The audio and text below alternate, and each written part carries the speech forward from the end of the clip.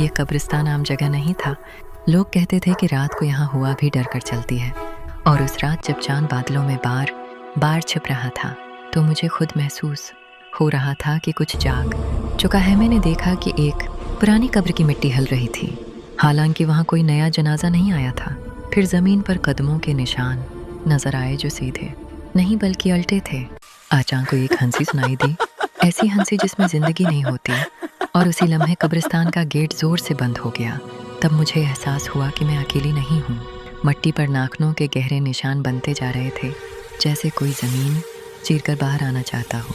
दरख्त के पीछे एक औरत खड़ी थी जिसका चेहरा नज़र नहीं आ रहा था, मगर उसकी मौजूदगी बहुत भारी थी। हवा में काले धागे और तावीज़ घूम रहे थे। और फिर अचानक एक कब्र पर दो सरख आंखें खुले। वो आहिस्ता आहिस्ता कब्र से बाहर निकली। यही थी कब्रिस्तान की आखिरी चढ़ी, जिसके बाल ज़मीन को छू रहे थे, जैसे वो ज़मीन से ताकत ले रही हो। और उसकी आवाज़ निकली, मगर वो अल्फाज नहीं थे, बस एक सर्द सी बदबू थी। और उसके साथ ही बाकी कब्रों के साए भी हिलने लगे। हवा तेज़ हो गई, मगर वो हवा नहीं लग रही थी बल्कि उसकी सांस थी। वो आसमान की तरफ देखने लगी जैसे किसी पुराने वादे को याद कर रही हो। ज़मीन पर कोई खून नहीं था, बस सियाह सा धुआं फैल रहा था। और एक कब्र पर नया नाम खुद ब खुद उभर आया।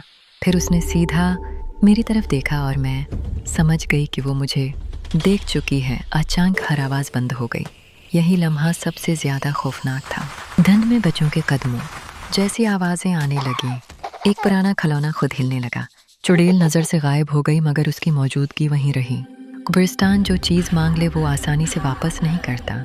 मगर इसी वक्त दौर से अजान की आवाज़ आई और फ़ज़ा बदल गई। एक चीख सुनाई दी जो गुस्से की नहीं बल्कि वादे की थी।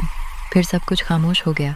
कब्रिस्तान वैसा ही था, मगर अब मुझे मालूम था कि वो कब्र खाली नहीं है। सुबह की रोशनी ने सब कुछ छिपा दिया, मगर जो मैंने देखा वो नहीं मिटा। क्योंकि एक बात सच है, चुड़ैल कभी मरती नहीं, वो बस कब्र में सो जाती है। हर जगह देखने के लिए नहीं होती और हर दरवाज़ा खोलने के लिए नहीं होता। Hey everyone, if you enjoyed this, don't forget to like and subscribe for more amazing content.